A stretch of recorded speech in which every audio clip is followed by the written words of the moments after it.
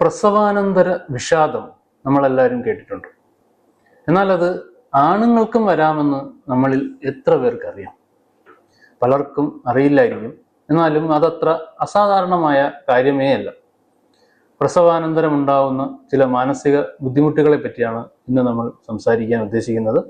എല്ലാവർക്കും just decode ചാനലിലേക്കും വെള്ളനാടൻ ഡയറിയുടെ ഈ പുതിയ എപ്പിസോഡിലേക്കും സ്വാഗതം.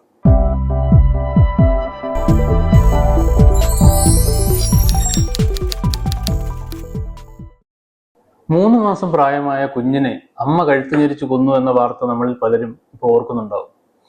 ഒരു ദുർബല നിമിഷത്തിൽ തന്റെ കുഞ്ഞിനെ കൊന്നുകളഞ്ഞ മറ്റൊരമ്മ മാസങ്ങൾക്ക് ശേഷം മരണം വരിച്ചതും ഓർമ്മകളിൽ നിന്ന് മായാൻ സമയമായിട്ടില്ല. ഇത്തരം വാർത്തകൾ കാണുമ്പോൾ നമ്മുടെ സമൂഹം എങ്ങനെയാണ് പ്രതികരിക്കുന്നതെന്ന് നമ്മൾ ശ്രദ്ധിച്ചിട്ടുണ്ടോ? സ്വാഭാവികമായിട്ടും ആദ്യം ആ വാർത്ത കാണുന്ന കുഞ്ഞിനെ കൊന്ന അമ്മയോട് നമുക്ക് ദേഷ്യം തോന്നും. ആ രീതിയിലൊക്കെ പ്രതികരിക്കാറുണ്ട്.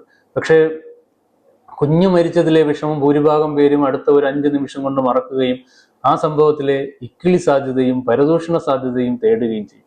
അത് കിട്ടിയില്ലെങ്കിൽ നിരാശരാകുന്ന ഒരു വലിയ സമൂഹത്തെയും നമ്മൾ കാണുന്നുണ്ട്. ഒപ്പം അമ്മയ്ക്ക് പ്രസവശേഷം മാനസിക അസ്വാസ്ഥ്യം ഉണ്ടായിരുന്നു എന്ന് പറഞ്ഞാൽ അതിനെയും നമ്മൾ കളിയാക്കും. കുറ്റം ചെയ്തിട്ട് പിന്നെ മാനസിക പ്രശ്നമെന്ന് പറഞ്ഞാൽ മതിയല്ലോ എന്ന് ക്രൂരമായിട്ട് അതിനെ നിസ്സാരവൽക്കരിക്കുന്നതും കാണാറുണ്ട്. ആ അമ്മയെ തൂക്കിക്കൊല്ലണം, കല്ലെറിഞ്ഞു കൊല്ലണം എന്നൊക്കെ ശിക്ഷയും വിധിച്ച് സ്വയം നന്മമരങ്ങളും ജഡ്ജിമാരും ആവുന്ന ആൾക്കാരെ കാണാം. ഇത്തരം വാർത്തകളുടെ താഴെ ചെന്നു കഴിഞ്ഞാൽ അവിടെ നന്മമരങ്ങളായ ജഡ്ജിമാരുടെ സംസ്ഥാന സമ്മേളനം തന്നെയാണ് നടക്കുന്നത് എന്നുള്ളതാണ് സത്യം. പക്ഷെ അപ്പോഴെങ്ങും ചർച്ച ചെയ്യപ്പെടാതെ പോകുന്ന ഒന്നാണ് പ്രസവാനന്തര വിഷാദം അഥവാ പോസ്റ്റ്മോർട്ടം ഡിപ്രഷൻ അല്ലെങ്കിൽ പോസ്റ്റ്മോർട്ടം സൈക്കോസിസ് എന്ന രോഗാവസ്ഥ. മുമ്പ് പല സന്ദർഭങ്ങളിലും പല ഡോക്ടർമാരും അനുഭവസ്ഥരും അതിനെപ്പറ്റി എഴുതിയിട്ടുള്ളതാണ്, പറഞ്ഞിട്ടുള്ളതുമാണ്. എന്നാൽ കുറച്ച് ഗൈനക്കോളജിയോ സൈക്യാട്രിയിലെയോ ഉള്ള ഡോക്ടർമാരോ സൈക്കോളജിസ്റ്റുകളോ മാത്രമല്ല, സമൂഹത്തിലെ എല്ലാ മേഖലകളിലുമുള്ള എല്ലാ മനുഷ്യരും അറിഞ്ഞിരിക്കേണ്ട ഒന്നാണ് ഈ പോസ്റ്റ്മോർട്ടം സൈക്കോസിസ് എന്ന് പറയുന്ന അവസ്ഥ. കാരണം ഗർഭധാരണവും കുഞ്ഞ് ജനിക്കുന്നതും ഒക്കെ എല്ലാവരുടെയും ജീവിതത്തിലൂടെ അല്ലെങ്കിൽ ജീവിത പരിസരങ്ങളിലൂടെ എപ്പോഴെങ്കിലും ഒക്കെ കടന്നു പോകുന്ന വളരെ സാധാരണമായിട്ടുള്ള സ്വാഭാവികമായിട്ടുള്ള ഒരു സംഗതിയാണ്. പ്രസവം കഴിഞ്ഞ് 2 ആഴ്ചയ്ക്കുള്ളിൽ 10-ൽ 8 അമ്മമാരും ഒരുതരം ചെറിയ വിഷാദ ലക്ഷണങ്ങളിലൂടെ കടന്നു പോകാറുണ്ട്. ഇതിനെ പോസ്റ്റ്മോർട്ടം ബ്ലൂസ് എന്നാണ് പറയുന്നത്. ഈ സമയത്തുണ്ടാകുന്ന ഉറക്കമില്ലായ്മ, പെട്ടെന്നുള്ള മൂഡ് സ്വിങ്സ്, മൂഡ് വ്യതിയാനങ്ങൾ, അകാരണമായിട്ടുള്ള നിരാശ, ഇറിറ്റബിലിറ്റി ഒന്നും പലപ്പോഴും തിരിച്ചറിയപ്പെടാതെ പോവുകയാണ് ചെയ്യാറ്. മാത്രമല്ല മിക്കപ്പോഴും ചികിത്സയൊന്നും കൂടാതെ തന്നെ 2 ആഴ്ച കൊണ്ട് മാറുന്നതിനാൽ അങ്ങനെയൊന്നും ഉണ്ടായിരുന്നതായിട്ട് രോഗിയോ കൂടെയുള്ളവരോ പോലും അറിയാറുമില്ല. ഇതിനെയാണ് പോസ്റ്റ്മോർട്ടം ബ്ലൂസ് എന്ന് പറയുന്നത്. പക്ഷെ ഇതിന്റെ കുറച്ച് ഗുരുതരമായിട്ടുള്ള അവസ്ഥയാണ് പോസ്റ്റ്മോർട്ടം ഡിപ്രഷൻ. അത് 10 പേരിൽ 1-2 പേർക്ക് ഇതുണ്ടാവുന്നു എന്നാണ് കണക്കുകൾ. ഇന്ത്യ പോലുള്ള വികസ്വര രാജ്യങ്ങളിലാണെങ്കിൽ 5-ൽ 1 അമ്മമാരിൽ ഇത് ഉണ്ടാവുന്നു എന്നാണ് കണക്ക്. പ്രസവശേഷം 24 മണിക്കൂറിനുള്ളിൽ തുടങ്ങി എപ്പോൾ വേണമെങ്കിലും ഈ അവസ്ഥ ഉണ്ടാവാം. പോസ്റ്റ്മോർട്ടം ബ്ലൂസ് പോലെ ഇത് താനേ മാറുന്ന ഒരു സംഗതിയല്ല, ചികിത്സ മസ്റ്റായിട്ടും എടുത്തിരിക്കേണ്ട അവസ്ഥയാണ്.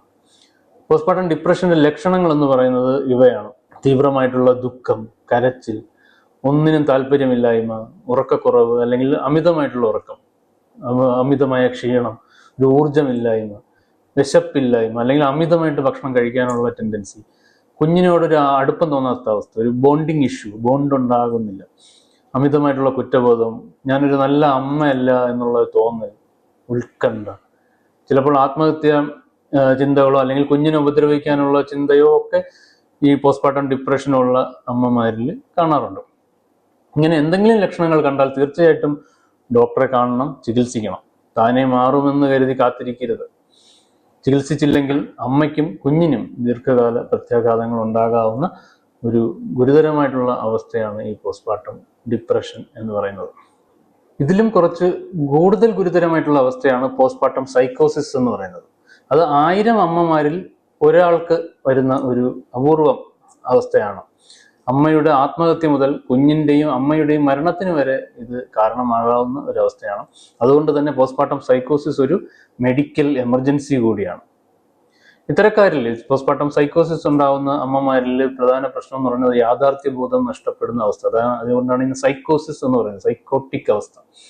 പിന്നെ ഡെല്യൂഷൻസ്, ഭ്രമങ്ങൾ, പലതരത്തിലുള്ള ഭ്രമങ്ങൾ, ഭ്രാന്തമായിട്ടുള്ള വിശ്വാസങ്ങൾ. അതായത് കുഞ്ഞെന്തെങ്കിലും അപകടത്തിലാണെന്നോ, ആരെങ്കിലും അതിനെ ഉപദ്രവിക്കാൻ വരുന്നുണ്ടെന്നോ, അല്ലെങ്കിൽ അപൂർവമായിട്ട് കുഞ്ഞിന് എന്തെങ്കിലും അമാനുഷികമായിട്ടുള്ള കഴിവുണ്ടെന്നോ ഒക്കെ ചിന്തിക്കുന്ന അമ്മമാരുണ്ടാവും. അല്ലെ അവർക്ക് ഹാലൂസിനേഷൻസ്, ഇല്ലാത്തത് കാണുകയും കേൾക്കുകയും ചെയ്യുന്ന അവസ്ഥ ഒക്കെ ഉണ്ടാവാറുണ്ട്. മാനിക്കയുടെ സിംറ്റംസ്, അമിതമായിട്ടുള്ള സംസാരം, അമിതമായിട്ടുള്ള ഭക്ഷണം, ഉറക്കമില്ലായ്മ, ഉറക്കമേ ഇല്ലാത്ത അവസ്ഥ, അങ്ങനെ പല ലക്ഷണങ്ങളും കാണാറുണ്ട്. അതിനൊപ്പം തന്നെ കുഞ്ഞിനെയും ഉപദ്രവിക്കാനും അല്ലെങ്കിൽ സ്വയം മുറിവേൽപ്പിക്കാനോ ആത്മഹത്യ ചെയ്യാനോ ഉള്ള ടെൻഡൻസി ഇത്തരം അമ്മമാരിൽ കാണാറുണ്ട്. പ്രസവശേഷം ഈ ലക്ഷണങ്ങളിൽ എന്തെങ്കിലും ഉണ്ടെങ്കിൽ അവ സ്വയം തിരിച്ചറിയുകയോ കൂടെയുള്ളവർ അത് മനസ്സിലാക്കുകയോ ചെയ്ത് എത്രയും വേഗം വൈദ്യസഹായം ലഭ്യമാക്കേണ്ടത് വളരെ അത്യാവശ്യമായിട്ടുള്ള ഒരു അവസ്ഥയാണ്. ഈ അവസ്ഥകളുടെ കൃത്യമായ കാരണം അറിയില്ലെങ്കിലും പ്രസവാനന്തരം ഹോർമോണുകളുടെ അളവിലുണ്ടാകുന്ന വ്യതിയാനങ്ങളും ഗർഭധാരണത്തിന് മുമ്പേ ഉണ്ടായിരുന്ന വിഷാദമോ ഉത്കണ്ഠയോ അല്ലെങ്കിൽ ബൈപ്പോളാർ പോലുള്ള അവസ്ഥയോ ഒക്കെ ഇതിന് കാരണമാകാറുണ്ട് എന്ന് പറയുന്നു. അതുപോലെ തന്നെ ശാരീരികമോ മാനസികമായിട്ടുള്ള പീഡനങ്ങൾ, വൈവാഹിക ജീവിതത്തിലെ പ്രശ്നങ്ങൾ, കുഞ്ഞിന്റെ ഭാവിയെ പറ്റിയുള്ള പലതരം ആകുലതകൾ, സാമ്പത്തികമോ സാമൂഹികവുമായിട്ടുള്ള അരക്ഷിതാവസ്ഥകൾ തുടങ്ങിയ നിരവധി കാരണങ്ങൾ ഇതിന്റെ ഉത്ഭവത്തിന് പ്രചോദനമാകുന്നു എന്നാണ് പല പഠനങ്ങളും പറയുന്നത്. പലപ്പോഴും ഇത്തരം ബുദ്ധിമുട്ടുകൾ പല അമ്മമാരും മറച്ചു വയ്ക്കും. അറിഞ്ഞാൽ ഇങ്ങനെ എന്തെങ്കിലും ബുദ്ധിമുട്ടുണ്ടെന്ന് അറിഞ്ഞാൽ കുഞ്ഞിനെ തന്നിൽ നിന്ന് അകറ്റുമോ, അല്ലെങ്കിൽ താനൊരു നല്ല അമ്മയല്ല എന്ന് മറ്റുള്ളവർ കരുതുമോ, തുടങ്ങി പല വേണ്ടാത്ത വിചാരങ്ങളും കാരണം ഈ ചെറിയ ലക്ഷണങ്ങൾ ഇങ്ങനെ മറച്ചു വയ്ക്കുകയും പിന്നീട് അത് വലിയ പ്രശ്നമാവുകയും ചെയ്യുന്നതാണ് പലപ്പോഴും ശ്രദ്ധിച്ചിട്ടുള്ളത്. അമ്മയ്ക്കും കൂടെയുള്ളവർക്കും ഇത്തരമൊരു അവസ്ഥയെപ്പറ്റിയും അതുണ്ടാകുന്ന പ്രശ്നങ്ങളെപ്പറ്റിയും ആശുപത്രിയിൽ നിന്നും കൃത്യമായിട്ടുള്ള ബോധവൽക്കരണം നൽകാത്തതും ഇവിടെ വലിയ വില്ലനാവാറുണ്ട് എന്നതാണ് സത്യം. ഏതെങ്കിലും ഒരു അനിഷ്ട സംഭവം ഉണ്ടായാൽ ആരെയെങ്കിലും കുറ്റക്കാരനോ കുറ്റക്കാരിയോ ആക്കി വിധി പറയാൻ കാത്തു നിൽക്കുന്ന ഒരു പ്രത്യേകതരം പരിഷ്കൃത സമൂഹമാണ് നമ്മുടേത്. ഒരമ്മ തൻ്റെ കുഞ്ഞിനെ കൊല്ലുന്നത് കുറ്റവാസനയുള്ളത് കൊണ്ടാണെന്നോ അല്ലെങ്കിൽ മറ്റെന്തെങ്കിലും ഗൂഢലക്ഷ്യം വെച്ചാണെന്നോ ഒക്കെ എളുപ്പത്തിൽ വിധി എഴുതുന്നത് അതുകൊണ്ടാണ്.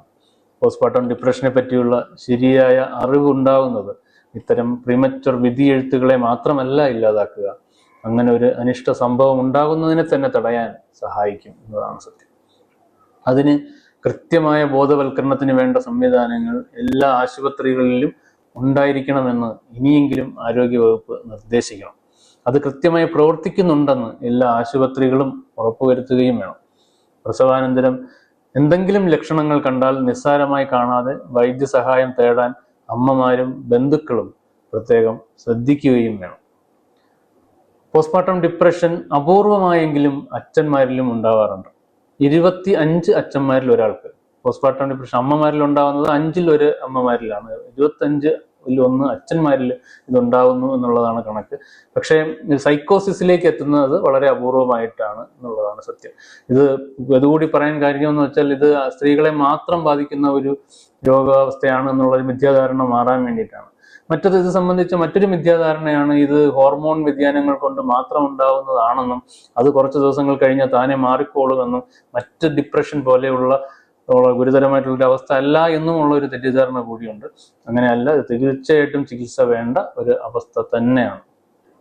ഇത്തരമൊരു അവസ്ഥയെ പറ്റിയുള്ള ശരിയായ അറിവും മറ്റുള്ളവരോട് അല്പം സഹാനുഭൂതിയോടെ പെരുമാറാനുള്ള മനസ്സുമുണ്ടെങ്കിൽ ഈ രോഗം മൂലമുള്ള ഗുരുതരാവസ്ഥകൾ കുറേയൊക്കെ നമുക്ക് ഒഴിവാക്കാവുന്നതേ ഉള്ളൂ. 8 പെറ്റതിൻ്റെ അന്ന് എവറസ്റ്റ് കീഴടക്കാൻ പോയ അമ്മുമ്മയുടെയും 12 പേരെ പെറ്റു വളർത്തിയ ഉമ്മുമ്മയുടെയും കഥകൾ പറഞ്ഞിട്ട് നിനക്കൊന്നും ഇപ്പോൾ ഒന്നിനും വയ്യല്ലോ എന്ന് പുതിയ കാലത്തെ അമ്മമാരോട് കളിയാക്കുകയും അവരെ അധിക്ഷേപിക്കുകയും ചെയ്യുന്ന പഴയ തലമുറയുടെ സ്വഭാവം അതും കൂടി മാറേണ്ടതുണ്ട് എന്നുള്ളതും കൂടി ഈ കൂട്ടത്തിൽ ഓർമ്മിപ്പിക്കുകയാണ്. പിന്നെ ഇത്തരം വാർത്തകൾ മാധ്യമങ്ങളിൽ വരുമ്പോൾ ആരാൻ്റെ അമ്മയ്ക്ക് ഭ്രാന്ത് പിടിച്ചാൽ കാണാൻ എന്നോണം അവിടെ പോയി അവരെ ദുഷിച്ചും വിധിച്ചും കമന്റ് ചെയ്യുന്നത് വളരെ വളരെ മോശമായിട്ടുള്ള അവസ്ഥയാണ്. അതും നിർത്തണം. വളരെ നിസ്സാരരാണ് ഞാനും നിങ്ങളുമൊക്കെ.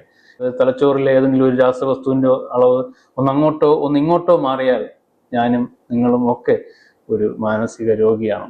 ഈ രോഗിയും നമ്മളും തമ്മിൽ ഒരു വ്യത്യാസവും ഉണ്ടാവില്ല. അതുകൂടി മനസ്സിലാക്കേണ്ടത് വളരെ അത്യാവശ്യമാണ്. അപ്പോൾ മറ്റൊരു വിഷയവുമായിട്ട് വീണ്ടും കാണാമെന്നുള്ള പ്രതീക്ഷയോടുകൂടി എല്ലാവർക്കും ബൈ ബൈ.